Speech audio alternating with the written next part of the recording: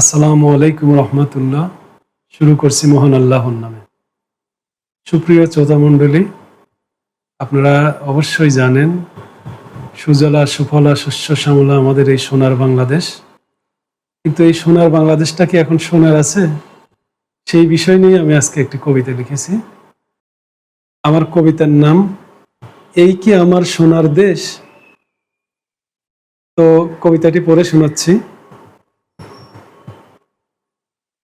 এ যে আমার সোনার দেশ, শিক্ষিত কত শত, বর্তমানের বেহাল দশায় মাথা যে হয় নত। অশিক্ষিত আর ভব ঘুরে ধরছে দেশের হাল, বিচার সালিশ পেতে গেলে ছাড়তে হয় মাল।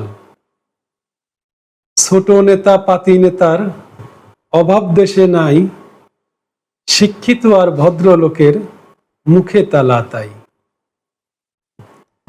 ২০ বছর আগের দেশ এখন শুধুই স্মৃতি, সবাই এখন সত্য লুকায়, আছে কি কারো নীতি? লোভ আর মিথ্যা দেখি এখন সবার সঙ্গী, সত্য কথা বলতে গেলে বানায় এখন জঙ্গি।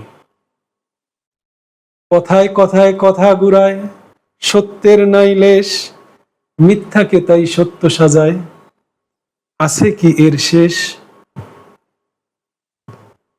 কালকে যার পিছু লাগতো এখন সে তার চামচা, সময় বুঝে ডিগবাজি দেয়, পারলে মারে ল্যাংচা। ইতিহাস সাক্ষী দেয় ধ্বংস তাদের অনিবার্য, অনুরোধ তাই ফিরে এসো, করো পূর্ণ কার্য।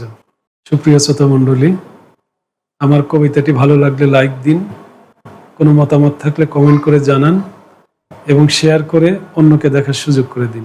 ধন্যবাদ।